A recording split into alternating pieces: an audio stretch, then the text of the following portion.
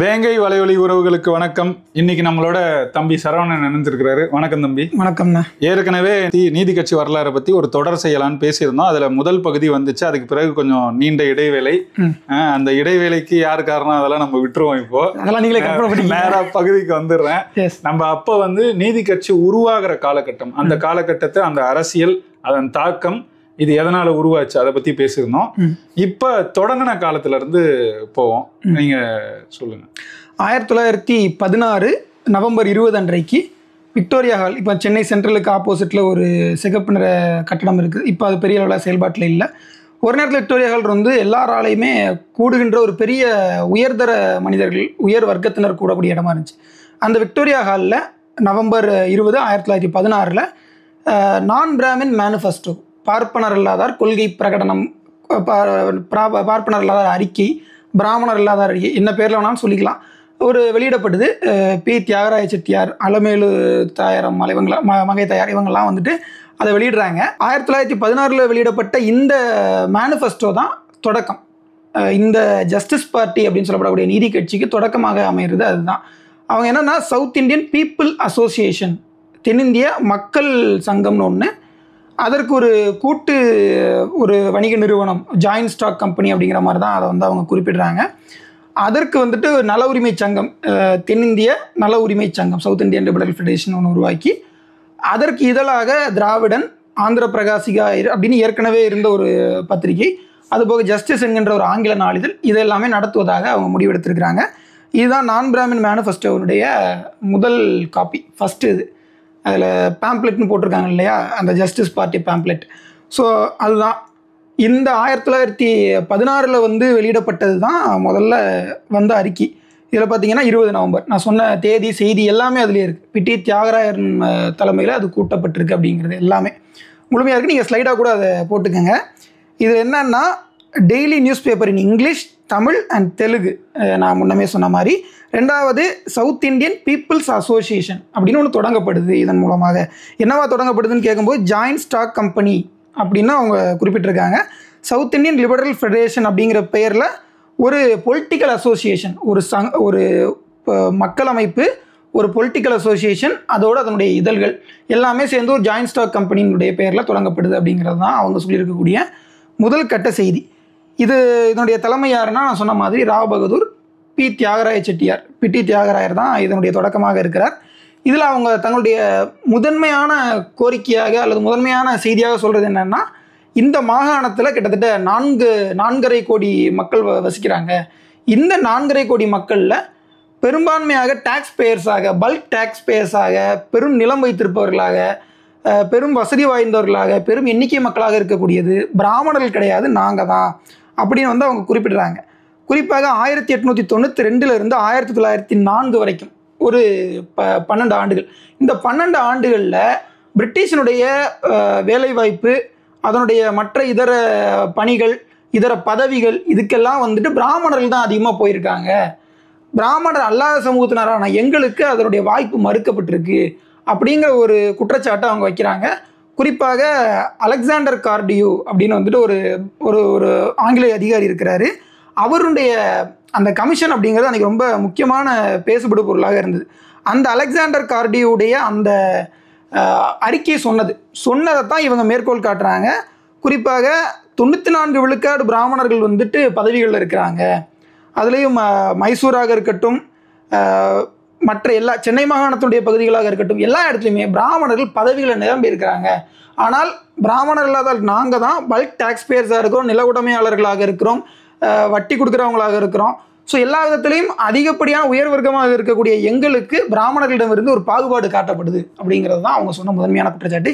இதன் அடிப்படையில் தான் நாங்கள் பார்ப்பனர்களாத நலன்களை பேசுவதற்கான தேவையும் காலமும் வந்துவிட்டது அப்படின்னு சொல்லிட்டு, அதன் அடிப்படையில் அவங்க அந்த அறிக்கையை வெளியிட்டு, இனி நாங்கள் பார்ப்பனர் இல்லாத நலனுக்காக, பிராமணர் இல்லாத நலனுக்காக உழைப்போம் அப்படின்னு அவங்க தொடங்குறாங்க. இதுதான் அதனுடைய தொடக்கம்னு சொல்லப்படுறது. இப்போ நம்ம எதோட ஒப்பிடலான்னு கேட்டிங்கன்னா, இந்த காலகட்டத்திற்கு முன்பு தான் கம்யூனிஸ்ட் கட்சியினுடைய அறிக்கை, கம்யூனிஸ்ட் மேனிஃபெஸ்டோ, மார்க்ஸும் எங்கெல்ஸும் சேர்ந்து வெளியிட்டது. கேபிட்டலிஸ்ட் மேனிஃபெஸ்டோ அதற்கு பிறகு 1950 ஒருத்தர் வெளியிட்டார். கேபிட்டலிஸ்ட் மேனிஃபெஸ்டோ நம்ம அதிகமாக கேள்விப்பட்டிருக்க மாட்டோம். ரிச் டேட் புவர் டேட்னு ஒரு புக் இருக்குது, நீங்கள் கேள்விப்பட்டிருக்கீங்க, ராபர்ட் கியோஸ்கி. அவரோட கேபிட்டலிஸ்ட் மேனிஃபெஸ்டோன்னு ஒரு புக் எழுதியிருக்காரு. இப்போ 2010 ஒருத்தர் எழுதினார், ஸோ இந்த மாதிரி கம்யூனிஸ்ட் கேபிட்டலிஸ்ட் மேனிஃபெஸ்டோ மாதிரியான ஒரு முன்னெடுப்பு தான் கம்யூனிஸ்டுகளை பார்த்து இவங்க உருவாக்கிக்கிட்டது அப்படின்னு சொல்லணும். பெரும்பாலும் லிபரலிஸ்டுகள் உலகம் முழுக்க இருக்கக்கூடிய அன்றைய கருத்தாக்கத்தின்படி சோசியலிஸ்டுகள் கம்யூனிஸ்டுகள் எல்லாமே வந்துட்டு ரொம்ப கூர்ந்து கவனிக்கப்பட்டாங்க. அவங்களுடைய கட்சி அமைப்பு அவங்களுடைய அந்த அசோசியேஷன் ஃபார்மேஷனை தான் டிஎம் நாயர் எடுத்துக்கொண்டு அதைத்தான் வந்து இந்த நீதி கட்சியாக உருவாக்கினார் அப்படிங்கிறது தான் எல்லாருடைய கருத்து. மேனிஃபெஸ்டோ உருவாக்கினார், கட்சியுடைய அமைப்பையும் அப்படிதான் உருவாக்கினாருங்கிறதா எல்லாருடைய கருத்து. நீங்க தொடங்கினது வந்து பிட்டி தியாகராயர் முதன்மையா, இந்த மேனிஃபெஸ்டோ உருவாக்குனது வந்து டிஎம் நாயர் சொல்றீங்க. ஆனா இவங்க 2 பேருமே எதிர் துருவங்களா இருந்தாங்க, அவங்களுக்குள்ள சண்டை இருந்துச்சு. இவங்க 2 பேரையும் ஒன்றிணைத்து கூட்டிட்டு வந்தது நடேசனார் பேசுவோம். ஆனா இப்ப நீங்க சொன்னதுல எங்கேயுமே நடேசனாரோட பங்கே வரலையே. அதாவது 1912 காலகட்டங்கள்ல முதல்ல ஒரு பிராமணர்களுக்கு அல்லாதவர்களுக்கான ஒரு இல்லம், ஒரு அமைப்பை உருவாக்குனது யாருன்னா நடேசனார் தான். அதற்கான காரணம் அல்லது தேவை என்ன வந்துச்சுங்கிற ஒரு கேள்வி இருக்கு. நடேசனார் அந்த இயக்கத்தை உருவாக்கியதற்கான அடிப்படை காரணம் பிராமணர் அல்லாதார் மீது காட்டப்படக்கூடிய அடிப்படை ஏற்றத்தாழ்வு அல்லது அடிப்படை பாகுபாடுன்னு அப்படி புரிஞ்சுக்கலாம். எடுத்துக்காட்டுக்கு இன்னைக்கு வந்து நம்ம எல்லா ஹோட்டல்லையுமே போய் காசு கொடுத்தா ஒரு டீயோ ஒரு ஒரு உணவோ நம்ம வாங்கிட முடியும். காரணம் இன்னைக்கு வணிகம் தான் முதன்மையாக இருக்குது. ஆனால் அன்றைய காலகட்டங்களில் வணிகத்தை விட சாதி முதன்மையாக இருந்துச்சு. சாதிய கட்டுப்பாடுகள் ரொம்ப இருக்க மிகுந்ததாக இருந்தது. சென்னை மாநகரம் ஆங்கிலேயர்கள் புழங்கிய ஒரு மாநகரமாக இருந்தாலும் கூட அந்த மாநகரத்திலும் பிராமணர்கள் பிராமணர் அல்லாதார் என்ற வேறுபாடு நிறையவே காட்டப்பட்டுச்சு. பிராமணர் அல்லாதாரில் ஏழையாக இருந்தாலும் பணக்காரனாக இருந்தாலும் அவர்களுக்கு இந்த மாதிரி தான் உணவு வழங்கப்படும். எடுத்துக்காட்டுக்கு ஒரு பிராமணருக்கு ஒரு கோப்பையில் வந்து தேநீர் வழங்குறாங்கன்னா அதே பிராமணர் அல்லாதாருக்கு அப்படி வழங்க மாட்டாங்க. தண்ணி கூட அப்படி கொடுக்க மாட்டாங்க. ஒரு காலகட்டத்தில் உங்களுக்கு தெரியும், தண்ணியை ஒரு இந்த என்ன சொல்ற மூங்கில் மட்டையில் வச்சு இப்படி ஊற்றுவாங்க, அங்கே வரைக்கும் போகும். பக்கத்தில் கூட வரக்கூடாது இருக்கா, அவ்வளோலாம் ஒரு தீண்டாமை பார்ப்பாங்க. அந்த மாதிரி உணவை கையால் தொடாமல் ஒரு என்ன சொல்ற ஒரு கோல் மாதிரி வச்சு அவர்கிட்ட கொடுக்குற மாதிரியான வேலைகள் சென்னை மாகாணத்தில் சென்னை மாநகரத்துக்குள்ளே நிறைய நடந்திருக்கு. அப்போ இந்த மாதிரியான ஒரு அடிப்படை பிஹேவியர்ஸ்லேயே ஒரு பேசிக் பிஹேவியர்ஸ்லேயே இருக்கக்கூடிய ஏற்றத்தாழ்வு வச்சு தான் இந்த மாதிரியான ஒரு இல்லத்தை உருவாக்கணும் அப்படின்னு சொல்லிட்டு அது பிராமணர் அல்லாதார் இல்லம்ங்கிற பேரில் உருவாக்கப்படுது. அதை திராவிடர் இல்லம்ங்கிற பேர்லாம் உருவாக்குறாங்க. அதில் பனகல் ராஜா ஒரு முக்கியமான நிர்வாகியாக போடுறாங்க. அப்போ முழுக்கவே அடிப்படை ஏற்றத்தாழ்வுகள் அடிப்படை பாகுபாடுகளை களைவதற்காக நடேசனார் அவர்கள் இதை தொடங்குறாரு. இதற்கு தலைவர் யாரும் கிடையாது, செயலாளருங்கிற பேரில் தான் 2 பேர் இருந்திருக்கிறாங்க அப்படின்னு சொல்கிறாங்க. அதில் ஒருத்தர் பிராமணராக கூட இருந்திருக்கிறாருங்கிறதையும் நல்லா பார்க்கணும். பனகல் ராஜா கடைசி காலகட்ட நீதி கட்சி ஆட்சியில் முதல் காலகட்டத்தில் இருந்தது. 2வது முதலமைச்சராக இருந்தவர். முதல்ல சுப்ராயல ரெட்டியார், 2வது பனகல் ராஜா வரார், கடைசியில் பொப்பிலி ராஜா தான் வரார். சரி, 2 பேருமே உங்களுக்கு கொஞ்சம் குழப்பம் அடைஞ்சிருக்கலாம். பொப்பிலி ராஜா கிட்ட தான் அண்ணா உதவியாளர், ஆமா, அலுவலக சிப்பந்தியாக இருந்தார். இப்போ என்னன்னா இந்த மாதிரியான ஒரு காலகட்டத்தில் அந்த திராவிடர் இல்லத்தில் தங்கும் விடுதியாகவும் உணவு விடுதியாகவும் செயல்படுவது அப்படிங்கிறது வந்து பிராமணர் அல்லாதார் சென்னை மாநகரத்துக்குள்ள வந்து ஒரு பல்கலைக்கழகத்தில் ஒரு இடம் பெற்று படிப்பதற்கு ரொம்ப உதவியாக இருந்துச்சு. அப்போ பார்ப்பனர் அல்லாதார் பிராமணர் அல்லாதார் படிக்க முடியும். படிக்கும்போது அவர்களுக்கான விடுதி வசதி உணவு வசதிக்கு ஒரு ஏற்றத்தாழ்வற்ற ஒரு இடம் இருக்கும் அப்படின்றத உறுதிப்படுத்துறது இந்த திராவிடர் இல்லமாக தான் இருக்குது. தொடக்க காலகட்டங்களில் கூட்டம் போட்டிருக்கிறாங்க, அவர்களுடைய அந்த பொருளாதார முன்னேற்றங்கள் குறித்து பேசியிருக்கிறாங்க. இந்த மாதிரி வளர்ச்சி சார்ந்த திட்டங்கள் எல்லாமே இந்த திராவிடர் இல்லம் திராவிடர் அசோசியேஷனில் தான் தொடங்கப்பட்டிருக்கு. இதை சென்னை ஐக்கிய கழகம் மெட்ராஸ் யுனைடெட் லீக் அப்படின்ற பேரில் ஆரம்பிச்சிருக்காங்க. அப்புறம் மெட்ராஸ் திராவிடியன் அசோசியேஷன் அப்படின்னு இது மாற்றம் பெறுது. 1912 மாற்றம் பெற்றுருச்சு. ஒரு கேள்வி இந்த இடத்துல சொல்லுங்க. இதை தொடங்கினாங்க அந்த காலகட்டத்தில் கல்வியில் கூட இப்படி ஏற்றத்தாழ்வு இருந்ததெல்லாம் சொல்றீங்க. ஆனா இதை தொடங்கின 3 பேர்ல 2 பேர் மருத்துவர்கள். நடேசனாரும் ஒரு மருத்துவர், டிஎம் நாயரும் ஒரு மருத்துவர். அப்ப அவங்கலாம் எப்படி மருத்துவம் படிச்சாங்க? அதாவது அவங்க வந்து வெளிநாட்டுக்கும் போய் படிச்சிருக்கிறாங்க. டிஎம் நாயர் வந்து எடின்பர்க்கு போய் படிச்சிருக்கிறாரு. இப்போ இங்கே இருக்கக்கூடிய நம்ம பேர் என்ன சொன்னீங்க, நடேச முதலியார், அவர் வந்து இங்கேருந்து படித்தவர் தான். ஆனால் அவர் வந்து உயர்தர கல்விக்கு அவரால் படிக்க முடியல. அந்த சிக்கல்லாம் அவருக்கு இருந்திருக்கு. அவர் அடிப்படை கல்வியை படிச்சுட்டு தான் அவர் மருத்துவம் பார்க்க போயிருக்கிறாரு. அவருக்கு அந்த சமஸ்கிருதம் படிக்க முடியலைங்கிற ஒரு சிக்கல் அவர் எதிர்கொண்டிருக்கிறாரு. அதுபோக அவர் படித்த தெலுங்குல அந்த சிக்கல் இருந்திருக்கு. நடேசனார் படித்தது தெலுங்குல அப்படின்னு சொல்கிறாங்க. ஸோ பொன்னேரி பகுதியில் இருந்த அவருக்கு வந்து தெலுங்கு படிக்கிறது சூழலும் இருந்திருக்கு. அப்படிங்கிறப்போ முழுக்க தமிழ் ஓரம் கட்டப்பட்டு தெலுங்கும் சமஸ்கிருதம் தான் அன்றைய கல்வி நிறுவனங்களில் பெரும் மொழியாகவும் முதன்மை மொழியாகவும் அல்லது கட்டாய மொழியாகவும் கூட சூழல் அடிப்படையில் இருந்திருக்கு. எழுதப்படாத சட்டமாக இருந்தாலும் கூட அது சூழல் அடிப்படையில் அப்படி தான் இருந்திருக்கு. அப்படி தான் புரிஞ்சுக்கொள்ள வேண்டியதாக இருக்குது. ஸோ அவங்களுடைய அந்த ரெண்டு பேருமே பணக்காரங்க, அவங்களுடைய நிலைமை வந்து மற்றவங்களோட வந்து பொருத்தி பார்ப்பது அப்படிங்கிறது சரியாக இருக்காது. பிட்டி தியாகராயர் இருக்கட்டும், மற்றவங்களாக இருக்கட்டும், இவங்க எல்லாருமே படித்திருந்தாலும் கூட பிராமணர்களுக்கு நிகரான இடத்தை அடைய முடியல. 2வது அன்றைக்கு இருந்த பிராமணர்கள் பெரும்பாலானவங்க பிராமணர் அல்லாத அந்த உயர் சாதியினர், பிராமணர் இல்லாத உயர் சாதியினர் யாருன்னா பெரும்பாலும் ஜமீன்தாராக அல்லது ஒரு பெரும் செல்வந்தராக நில உடைமையாளராக இருந்தவங்களா இருப்பாங்க. அவங்கெல்லாம் எடின்பர்க் ஆக்ஸ்போர்டோ போய் படிச்சுட்டு வருவாங்க, இங்கிலாந்துக்கு போயிட்டு வருவாங்க. ஸோ அது சாதாரண விஷயம். அந்த காலகட்டத்தில் மறைமலை அடிகள் கூட நீங்கள் சொல்கிற காலகட்டம் இருக்குல்ல, அப்போல்லாம் வந்து பேராசிரியராக இருக்காரு. ஆமாம், எம்சிசியில் வேலை செஞ்சுட்டு இருக்காங்க. ஆமாம், அதான் அவர் வந்து ஒரு நீங்கள் சொல்கிற மாதிரி பார்த்தா அவர் ஒரு பிராமணர் இல்லாத உயர் சாதியினர், நம்ம அப்படி தான் அவரை வரையறுக்கல. அவங்களுக்கும் கூட தானே இதில் அடக்குமுறை இருந்துச்சுன்னு சொல்கிறீங்க. ஆமாம், இருந்திருக்கு. இப்போ பிராமணர் அல்லாதாருக்கும் பிராமணர்களுக்குமான பாகுபாடு நிறையவே காட்டப்பட்டிருக்கு. அவரை தேர்ந்தெடுத்து எம்சிசியில் நேர்காணலுக்கு போறாரு. அந்த நேர்காணல் எடுத்ததே சூரிய நாராயண சாஸ்திரி என்கிற பரிதிமார் கலைஞர். அவர் எடுத்து தான் அவரை வந்து அங்க சேர்த்துக்கிறாரு, பேராசிரியரா வேலை செய்யறாருன்னு படிச்சிருக்கோம். அப்பதான் ஒரு பல்லாவரத்துல இருந்து அங்க தாம்பரம் வரைக்கும் அந்த தொடர் வண்டியில போயிட்டு வந்தாருங்கிற செய்திகள்லாம் வருது அதுல. இப்ப நமக்கு என்னன்னா, அந்த காலத்துல அவரும் படிச்சிருந்தாருல, ஒரு பேராசிரியர் ஆகிற அளவுக்கு அவரால் முடிஞ்சிருக்குல்ல. ஆமாம், அது உண்மைதான். ஆனால் எல்லாருக்குமான அந்த என்ன சொல்றது, ஒரு சமத்துவமான நிலை பரவலாக்கப்படலை. சிலருக்கு இருந்துச்சு, சிலருக்கு குறிப்பா வசதி வாய்ப்பு இருந்தவங்களுக்கு சிலருக்கு இருந்துச்சு. அவங்களும் நிறைய நெருக்கடிகளை எதிர்கொண்டிருக்கிறாங்க. அன்றைய சமூகத்துடைய சூழல் அது. அதனாலதான் அவங்க ஒரு பெரிய பிரச்சனையா கருதி இருக்க கூட மாட்டாங்க. ஆனால் அது தொடரக்கூடாது அப்படிங்கிறதுக்காக இந்த மாதிரியான ஒரு நடவடிக்கை அவங்க எடுத்திருக்கிறாங்க. திராவிடர் இல்லம் தொடங்கப்பட்டிருக்கு. இதுக்கு முன்னாடி 1909 நான் பிராமின் அசோசியேஷன் அப்படிங்கிற பேர்ல ஒன்று உருவாயிருக்கு. அதை வந்து பாரதியார் தான் குறிப்பிடுறாரு. த மெட்ராஸ் நான் பிராமின் அசோசியேஷன் 1909, 1909. அதை தொடங்கினது வந்து புருஷோத்தம நாயுடு அப்படிங்கிற ஒருவரும், சுப்பிரமணியம்ங்கிற இன்னொருவரும், பி சுப்பிரமணியம்ங்கிறவரும், எம் புருஷோத்தம நாயுடு, இவங்க 2 பேரும் தான் தொடங்கியிருக்கிறாங்க. இதை வந்து யார் தொடங்கினாங்க, என்ன நடந்துச்சு அப்படிங்கிற முழுமையான தகவல் நமக்கு கிடைக்கல. என்ன சிக்கல்னா, அன்றைக்கு பிரிட்டிஷினுடைய ஆட்சி இங்கே இருந்ததுனால அவங்க மெட்ராஸ் நேட்டிவ் நியூஸ் பேப்பர் ரிப்போர்ட்னு ஒன்று வெளியிடுவாங்க. அதில் அன்றைக்கு வரக்கூடிய எல்லா நியூஸ் பேப்பரையுமே படித்து செய்தி குறிப்பெடுத்து வைப்பாங்க. ஒரு உளவு பார்க்குற மாதிரியான ஒரு வேலை. மக்களுடைய என்ன கருத்தாக்கம் நிலவுது, என்ன நியூஸ் போயிட்டு இருக்கு. இப்போ நம்ம லைக் ஒரு சிஎம் வந்து நியூஸ் சேனல்ஸ் போட்டு பார்க்குறாரு இல்லையா, அந்த மாதிரியான ஒரு தான் நம்ம அந்த ரிப்போர்ட்டை புரிஞ்சுக்கலாம். அப்படி அந்த ரிப்போர்ட்டில் வந்து இந்த நான் பிராமின் அசோசியேஷனுடைய செய்தி இதழ் கூட ஒன்று குறிப்பிடப்பட்டிருக்கு. ஆனால் அது பிட்டித்தியாரார் நடத்தினது. இவங்களும் அவங்களுக்கும் தொடர்பு இருக்க மாதிரி தெரில. பட் இந்த சங்கத்தை பார்த்தீங்கன்னா இதை பாரதியார் குறிப்பிடுறார். 1909 சென்னை நகரத்தில் ஓரளவிற்கு வசதியாக இருந்த 2 வக்கீல்கள், லாயர்ஸ், எம் புருஷோத்தம நாயுடும் பி சுப்பிரமணியமும் ஒரு நிறுவனத்தை தொடங்கினார்கள். அதன் பெயர் தி மெட்ராஸ் பிராமின்ஸ் அசோசியேஷன். இவர்கள் எவ்வளவோ முயற்சி எடுத்த போதிலும் இந்த நிறுவனம் தலை தூக்க முடியாமல் போய்விட்டது அப்படின்னு சொல்லிட்டு ராண்டார்கை அப்படிங்கிற பிரபலமான சென்னை மாநகரத்தை பற்றி ஆய்வு செய்த ஆய்வாளர் அவர் வந்து எழுதியிருக்கிறாரு. இது போக அதை வந்து பாரதி மேற்கோள் காட்டுறாரா? ஆமாம், அதை மேற்கோள் காட்டுறாங்க. இது போக அயோத்தியாச பண்டிதருமே தன்னுடைய தமிழன்ற இதழில் குறிப்பிட்டிருக்காரு. 1909 அந்த இதழ் வெளிவந்துகிட்டு இருந்துச்சு. அவர் என்ன சொல்றாருன்னா, சைவம், வைணவம், வேதாந்தம் என்னும் சமயங்களையும் பிராமணர்களே ஏற்படுத்தி அச்சமயத்தை எவரவர் தழுவி நிற்கின்றனோ அவரும் பிராமண சார்புடையவர்களே. பிராமணர்கள் மட்டும் கிடையாது, பிராமணர்களுடைய அந்த சமயங்களான சைவம், வைணவம், வேதாந்தங்களை வந்து தழுவி நிற்பவர்களும் பிராமணர்கள் தான். ஸோ நான் பிராமின்ஸே ஒரு பிராமின்ஸ் தான் சொல்கிறேன். இந்த பிராமணர் இல்லாத உயர்சாதி இந்துக்கள், நான் அதனால தான் அவங்களை தனியாக சேர்த்து சொல்கிறேன். அவங்களும் உண்மையான உயர்சாதி இந்துக்கள் தான், அவங்களும் பிராமணர்கள் போன்றவர்கள் தான். அதனால தான் அயோத்தியாச பண்டிதர் இவங்களை என்னன்னு சொல்லுவார்னா, சாதி பேதமுள்ள இந்துக்கள். தங்களை சொல்லும்போது சாதி பேதமற்ற திராவிடர்கள்னு சொல்லுவார். திராவிடர்கள்ன்றது இந்த பட்டியல் சமூக மக்களை குறிக்கக்கூடியது. இந்தியா முழுக்க உள்ள பட்டியல் சமூக மக்களை அவர் குறித்தார். தமிழர்களை குறிக்கிறதுக்காக அதை அவர் பயன்படுத்தலை. அதை திரும்ப திரும்ப அழுத்தமாக நம்ம பதிவு செய்ய வேண்டியதாக இருக்கு. இல்லைன்னா திராவிடன்ற முத்திரை குத்திடுவாங்க. இப்போ என்னன்னா, இந்த பகுதியில் பார்த்தோம்னா அயோத்தியாச பண்டிதர் என்ன சொல்கிறாருன்னா, இத்தகைய செயலுள் சாதி ஆச்சாரங்களையும் சமய ஆச்சாரங்களையும் தழுவிக்கொண்டே நீங்கள் நான் பிராமின்னு சொன்னீங்கன்னா அது வீணாக போயிடும். அதில் ஒன்றும் கிடையாது.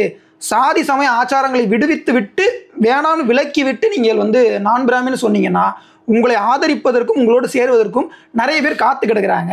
எவ்வளவு முற்போக்கா அந்த காலகட்டத்தில் நீங்க சொல்றது 1909 காலகட்டத்தில். அதாவது உயர் சாதி இந்துக்களில் பிராமணருக்கும் பிராமணர் இல்லாதவருக்கும் வேறுபாடு கிடையாது, தெளிவாக இருந்திருக்கு. அந்த தெளிவு வந்து மற்றவங்களுக்கு இப்போதான் வந்திருக்குன்னு சொல்ல முடியும். அதாவது அந்த தெளிவு அவர்கிட்ட அந்த காலகட்டங்களே இருந்திருக்கு.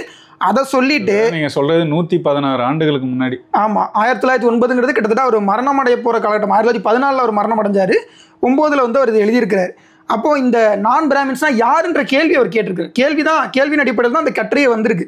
அதற்கு பிறகு வந்துட்டு நான் பிராமின் அப்படிங்கிற ஒரு ஆங்கில இதழ் வெளியிடப்பட்டிருக்கு. அதை வெளியிட்டவர் நான் சொன்ன மாதிரி பிட்டி தியாகராயர் தான். ஜஸ்டிஸ் இதழ் வெளியாகிறதுக்கு முன்னாடி இந்த நான் பிராமின் அப்படிங்கிற அந்த இதழ் வந்து வெளியாகிருக்குது. 1916 நவம்பர் 26 நேட்டிவ் நியூஸ் பேப்பர் ரிப்போர்ட்டுங்கிற அந்த உளவு குறிப்பில் அல்லது அந்த போலீஸ் குறிப்பில் அவங்க வந்து இதை குறித்து குறிப்பிட்டிருக்காங்க. 3/12/1916 வெளியிட்டிருக்காங்க.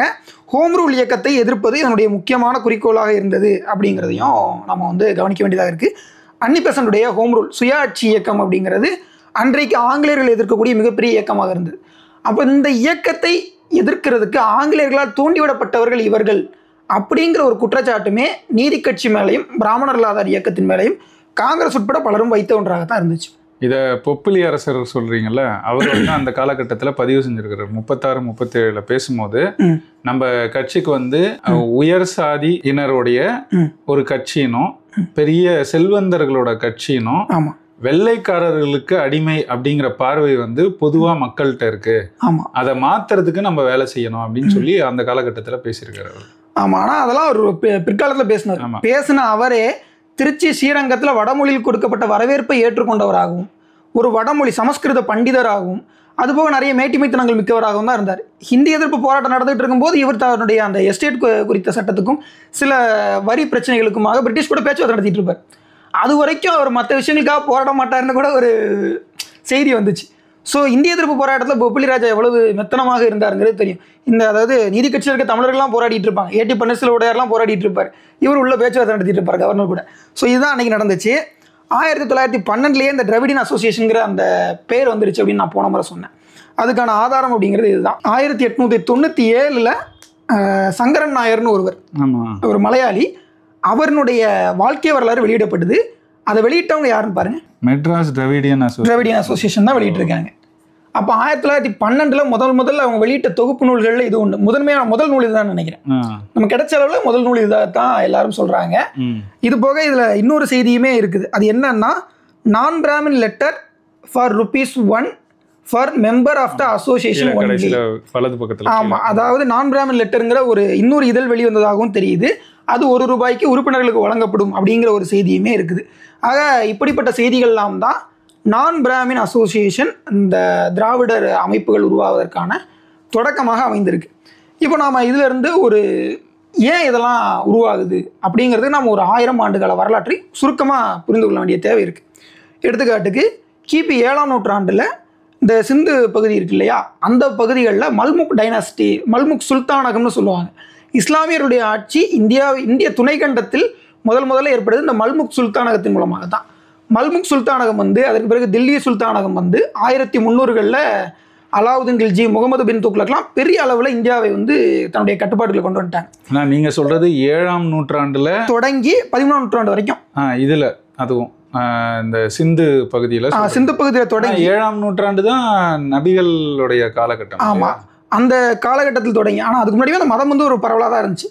முழுக்கவே இந்தியா முழுக்கவுமே 1300களில் முழுமையாக கைப்பற்றப்பட்டுச்சு. அலாவுதீன் கில்ஜி, முகமது பின் துக்ளக் காலகட்டங்களெல்லாம் முழுக்க சுல்தானகத்துடைய கட்டுப்பாடு, சுல்தானகத்துடைய ஆட்சி தான். குறிப்பாக மதுரையே சுல்தானகமாக மாற்றினாங்கன்றது முகமது பின் துக்ளக்கினுடைய ஒரு வேலை.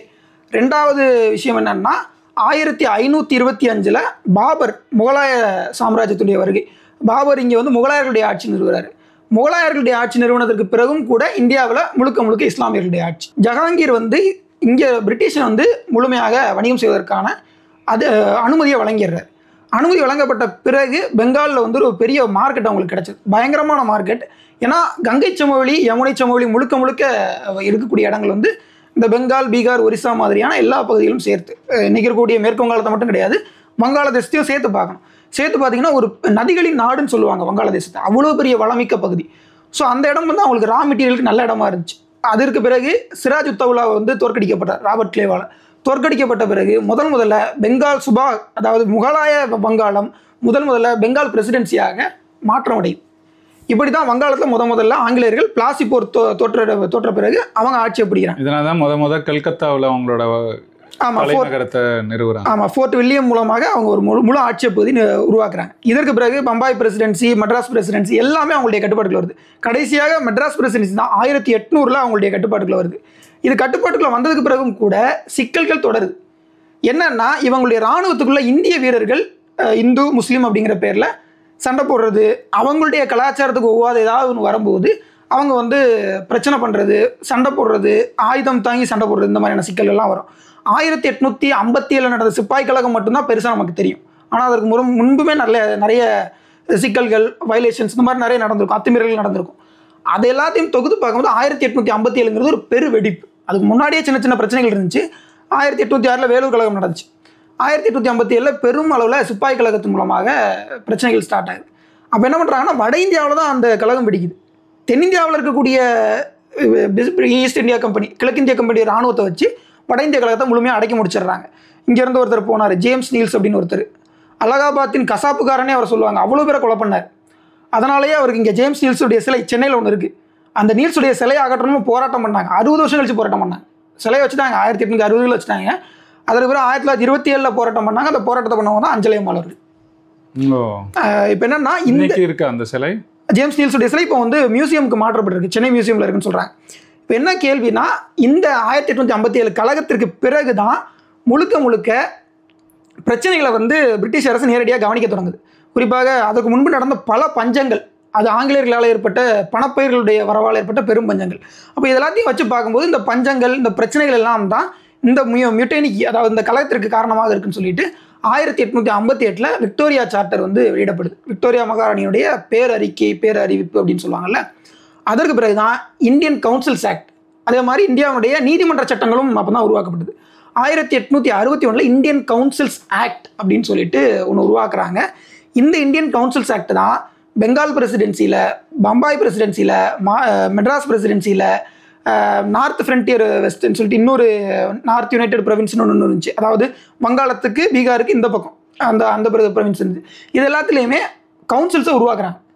இதுதான் முதல்ல முழுக்க ஆளுநர்கள் மட்டுமே பங்கு பெற்ற அந்த அதிகாரத்திலிருந்து கொஞ்சம் இந்தியர்களையும் சேர்த்துக்கலாம் அப்படிங்கிற இடத்துக்கு நகர்ற விஷயமாக இருக்குது.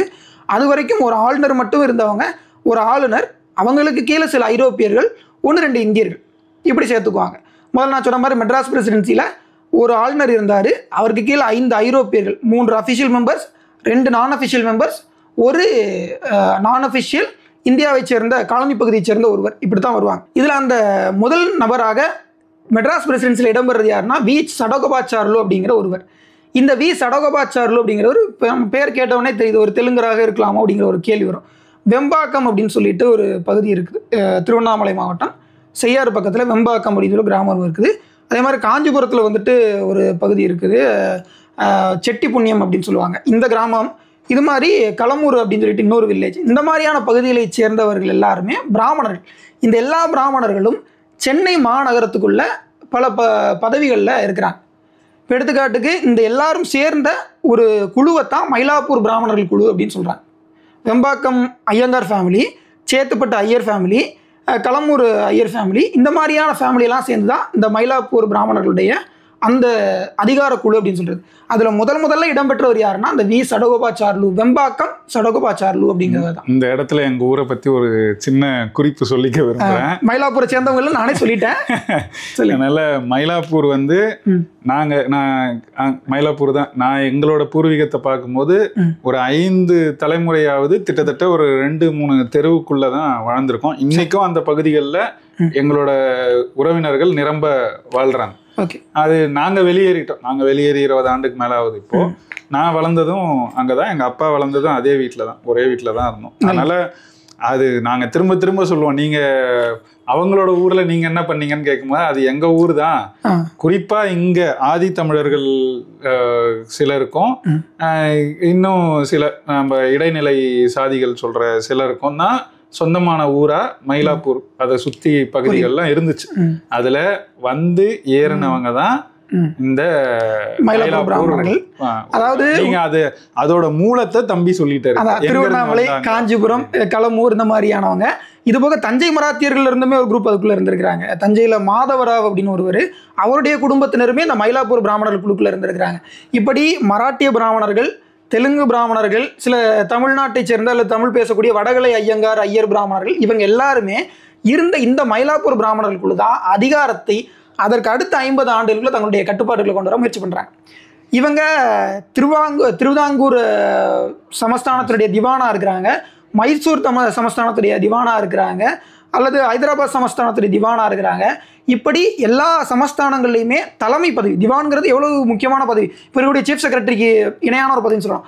அந்த பதவியில் இருக்கக்கூடியவங்க, அதுபோக சென்னையினுடைய ஹைகோர்ட்டில் ஒரு அட்வொகேட் ஜெனரலாக அப்படியும் அந்த பதவியில் இருக்கிறாங்க, ஜஸ்டிஸாக இருக்கிறாங்க. இப்படி பல பதவிகளில் இருப்பதன் மூலமாக இவங்க அதிகாரத்தை தங்களுடைய கைக்குள்ளேயும் கட்டுப்பாடுகளையும் கொண்டு வந்துடுறாங்க. இதே நேரத்தில் இந்த லெஜிஸ்லேட்டிவ் கவுன்சில் சென்னை சட்டமேலவையில் இந்த பிராமணர்கள் மட்டும்தான் இருந்தாங்களா அப்படின்னு ஒரு கேள்வி வருது. அப்படி இருந்தாங்களான்னு கேட்டால் அதுவும் உண்மை கிடையாது. இந்த சடகோபாச்சாரிலுக்கு பிறகு கிட்டத்தட்ட 15 ஆண்டுகளுக்கு எந்த பிராமணர் நியமிக்கப்படலை. அந்த 15 ஆண்டுகளுக்கும் நியமிக்கப்பட்டவங்க எல்லாருமே பார்த்தீங்கன்னா பிராமணர் இல்லாத தெலுங்கர்களாக இருக்கிறாங்க.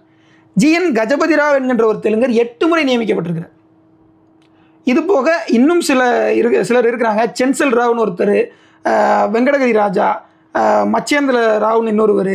இப்படி பிராமணர் அல்லாத மராட்டியர்களும் பிராமண பிறமொழியாளர்களும் ஆக எல்லாத்துமே தமிழர்களுக்கு அங்கே வாய்ப்பே கிடையாது. ஒரு தமிழர் நீங்கள் நியமிக்கப்பட்டிருந்தா கூட ஆச்சரியம் தான் சொல்லணும். சங்கரன் நாயர் கூட அதில் ஒரு முறை நியமிக்கப்பட்டார், அவர் மலையாளி. ஆக தமிழர் அல்லாதவர்கள் முழுக்க இதுக்குள்ள அதிகார போட்டி போட்டுட்டாங்களே தவிர்த்து இதில் தமிழர்களுக்கு எந்த இடமும் கிடையாது. 1892 ஒரு திருத்தம் கொண்டு வரப்பட்டு உறுப்பினர்களுடைய எண்ணிக்கை அதிகரிக்கலாம், ஒரு 13 உறுப்பினர்கள் கொண்டு வரலாம் அப்படிங்கிற இடத்த கொண்டு வராங்க. அப்போதும் கூட தமிழர்கள் வந்து குறைவாக தான் இடம்பெறுறாங்க. இந்த மிர் ஹுமாயூன் ஜா பகதூர் அப்படின்னு ஒருவர், அவர் யாருன்னா திப்பு சுல்தானுடைய கொள்ளு பேர். அவர் இந்த பதவிகள் அதிகமாக இடம்பெறார் இஸ்லாமியர்கள் சார்பில். இப்போ என்னன்னா இந்த மயிலாப்பூர் குழுவை பற்றியும் நிறைய நான் சொல்லிட்டேன். ஸோ அதை பற்றி இன்னும் தேவையில்லை. ஆனால் இந்த குழு இது இந்த நீதி கட்சி வரலாறுக்கு இது எங்க தேவைன்னு கொண்டு வந்து பொறுத்து அதான் என்னன்னா 1800களுக்கு பிறகு 1860 தொடங்கி இந்த மாதிரியான இந்தியர்களையும் அதிகார மட்டத்தில் பதவிகளில் இடம்பெற வைக்கலாம் அப்படிங்கிற ஆலோசனையின் பேரில் உருவாக்கப்பட்ட பதவிகள் அவங்களுக்கு ஒரு அதிகாரத்தை உருவாக்குது, சமூக அளவில் அவங்களுக்கு ஒரு அந்தஸ்தை கொடுக்குது. அதன் மூலமாக அவங்களுக்கு பொருளாதாரம், பெரும் மரியாதை, இது எல்லாமே கிடைக்குது. இதெல்லாம் கிடைக்கிறது யாருக்குன்னா பிராமணர் இல்லாத 2 பேருக்கும் கிடைக்குது. தமிழர்களுக்கு கிடைக்கல, தமிழ் பிராமணர்களுக்கும் கிடைக்கல, தமிழ் பிராமணர் இல்லாதவருக்கும் கிடைக்கல. தமிழ் பிராமணர்கள் யாருங்கிற ஒரு கேள்வி இருக்குது. அதுக்குள்ளே நம்ம போனோம்னா பெரிய பிரச்சனை தான் வரும். பிராமணர் அல்லாத தமிழர்கள், கடைநிலையில் இருக்கிறவங்க, பிற்படுத்தப்பட்ட மக்கள், பட்டியல் சமூக மக்கள், அவங்களுக்கு கிடைச்சதா? கிடைக்கல. நம்ம அவங்களையும் முதன்மைப்படுத்தி பேசுவோமே, அவங்களுக்கு கிடைக்கல. ஆனால் பிராமணர் அல்லாதார் அப்படிங்கிற இடத்துல பார்க்கும்போது கூட தெலுங்கர்கள் நிறைய பேர் கிடைச்சிருக்கு. நான் சொன்னால் நிறைய பேர் அவங்களுடைய பெயர்கள் எல்லாமே இருக்குது. இவங்க எல்லாருமே யாருன்னா இந்த காலனி பகுதிக்குள்ளே, மெட்ராஸ் காலனி பகுதிக்குள்ளே தெலுங்கு ஆந்திர பகுதியை சேர்ந்த ஒரு ஜமீன்தார்களாகவோ வட்டிக்கடைக்காரர்களாகவோ அல்லது நில உடைமையாளர்களாகவோ ரயத்துவாரிகளாகவோ இருந்திருக்கிறாங்க. இவங்களுக்கெல்லாம் கிடைக்கக்கூடிய அதிகாரம் முழுக்க அவங்களுக்குள்ளே ஒரு போட்டியாக உருவாகுது. என்ன சிக்கல்னா இவங்க ஆங்கிலேயர்களுடைய வருகைக்கு முன்பு மன்னர்களாக சமஸ்தான அதிபதிகளாக இருந்தவங்க. மன்னர்களாக இருந்தவங்க பிராமணர்கள், தங்களிடம் சேவகம் செய்த பிராமணர்கள் கூட அதிகாரத்துக்கு போட்டி போடணுமா? அப்போ பிராமணர்கள் தங்களிடம் கைகட்டி வேலை பார்த்தவர்களுக்கும் தங்கள் கூலி கொடுத்த அவர்களுக்கும் தங்களுக்கும் போட்டியா அப்படிங்கிற ஒரு சிக்கல் வருது. இது இந்தியா முழுக்கவுமே வந்துச்சு. அதனால தான் வடக்கில் இஸ்லாமியர்களுக்கும் இந்துக்களுக்குமான பிரச்சனையாக உருவாகுது. ஏன்னா இஸ்லாமியர்கள் அங்கே ஆளும் வர்க்கமாக, மன்னர் வர்க்கமாக இருக்கிறாங்க இல்லையா? உங்களுக்கு அது புரியுதுன்னு நினைக்கிறேன். முகலாயர்கள், நான் தான் சொன்னேன், முகலாயர்கள் 1000 வருடங்களாக இந்திய துணைக்கண்டத்தை ஆட்சி செய்திருக்கிறாங்க அப்படின்னு. அதனால தான் வடக்கில் இஸ்லாமியர்களுக்கும் இந்து பிராமணர்களுக்குமான அந்த முரண்பாடு வருது. அதே தான் இங்கே இருக்கக்கூடிய பிராமணர் அல்லாத மன்னர்கள், ஏன்னா அவங்க மராத்தாவில் பார்த்தீங்கன்னா அவங்க இந்துக்களாக தான் இருந்திருக்கிறாங்க. அதே நேரத்தில் அவங்க பிராமணர் அல்லாதாகவும் இருந்திருக்காங்க. விஜயநகரமும் கூட பிராமணர் அல்லாத இந்துக்களாகவும் இருந்திருக்கிறாங்க. இப்போ இந்த பிராமணர் அல்லாத இந்துக்களுக்கும் பிராமணர்களுக்குமான முரண்பாடுங்கிறது தென்னிந்தியாவில் உருவாகுது. அப்போ இந்த இடத்துல தான் சிக்கல்கள் மேலும் மேலும் அதிகரிக்குது. பிராமணர்களுடைய ஆதிக்கத்தை எதிர்ப்பது எப்படின்னா பிராமணர் அல்லாதார் யோசிக்க தொடங்குறாங்க. அந்த இடத்துல தான் இந்த எழுச்சி வருது. ஆமாம், அப்போ தான் மயிலாப்பூர் கிளிக்கு எதிராக, மயிலாப்பூர் குழுவுக்கு எதிராக இவர்கள் எதிர்த்து செயலாற்ற வேண்டிய சூழல் ஏற்படுது அப்படிங்கிறத நாம் வந்து பார்க்க வேண்டியதுக்கு. குறிப்பாக நான் சொல்கிற இந்த நீதி கட்சியுடைய தலைவர்கள் TM நாயர், பிட்டி தியாகராயர், நடேசனாரையும் கூட சேர்த்துக்கலாம். ஆனால் நடேசனார் இந்த இடத்துல சேர்க்க முடியாதுன்றதுக்கு வேறு காரணங்கள் இருக்குது. இப்போ என்னன்னா பனகல் ராஜா, பனங்கண்டி ராமராய நிங்கார், இவர் வந்து ஒரு இடத்துல தோற்று போகிறார். எங்கன்னா இம்பீரியல் லெஜிஸ்லேட்டிவ் அசம்பிளி அப்படின்னு சொல்லிட்டு அங்கே ஒன்று இருக்குது. அதாவது என்னது, மத்திய சட்டசபைன்னு சொல்லுவாங்க. 1909க்கு பிறகு வந்து அவங்க மிண்டோமார்லி சீர்திருத்தம் வருது. அந்த திருத்தத்தின் மூலமாக லெஜிஸ்லேட்டிவ் கவுன்சில்லாம் உருவாக்கப்பட்டுச்சு. அதாவது நாடாளுமன்றம் மாதிரி. இந்த நாடாளுமன்றத்தில் வழியாக வந்து 2 அவைகள் இருக்கும். இந்த நாடாளுமன்றத்தில் ஒன்று என்னன்னு கேட்டிங்கன்னா லெஜிஸ்லேட்டிவ் அசம்பிளி, இன்னொன்று கவுன்சில் ஆஃப் ஸ்டேட், அதாவது மாநிலங்களவை மாதிரி, இன்னொன்று மக்களவை மாதிரி, அப்படி அதை புரிஞ்சுக்கலாம். இது என்னென்னா இந்த லெஜிஸ்லேட்டிவ் கவுன்சிலுக்காக ஒரு தேர்தல் நடக்குது. அந்த தேர்தலில் பனகல் ராஜா ஒரு பிராமணரான VS ஸ்ரீனிவாச சாஸ்திரி அப்படிங்கிறவற்றையும் KV ரங்கசாமி ஐயங்காருங்கிறவற்றையும் தோத்து போகிறார். பிட்டி தியாகராயர், KV ரெட்டி நாயுடு, இவங்க 2 பேருமே இந்த ஹோம் ரூல், அதாவது தன்னாட்சி இயக்கம் இருக்குல்லையே, அந்த ஹோம் ரூல் மூமெண்ட்டினுடைய ஆதரவில் இருக்கக்கூடிய இன்னும் சில மயிலாப்பூர் பிராமணர்களால் தோற்று போகிறாங்க. இப்படி சிலரால் அவர்கள் தோற்கடிக்கப்பட்ட பிறகு தான் அவர்கள் ஒன்று கூட வேண்டிய நேரம் ஏற்படுது. அப்போ தான் அவங்க எத்திராஜ முதலியாருடைய அந்த இல்லத்தில் வந்து அவங்க பேசி அதற்கு பிறகு நாம் இப்படி ஒன்று உருவாக்கலாம் அப்படின்னு சொல்லி இவர்கள் ஒரு குழுவாக ஒருங்கிணைறாங்க. அதற்கு முன்னாடி 2 பிராமண குழுக்கள் தான் எல்லா அதிகாரத்தையும் கட்டுப்பிடிச்சிட்டு இருந்தாங்க. அந்த 2 குழுக்களில் 2 பக்கமும் தான் இவங்க இருந்தாங்க. ஒருவர் நான் சொன்ன டிஎம் நாயரும் பிடி தியாகரும் 2 குழுக்களில் ஏதோ ஒரு பக்கம் தான் இருந்தாங்க. இப்படி தான் இவங்க 2 பேத்துக்குள்ள நிறைய முரண்பாடுகள் இருந்துச்சு.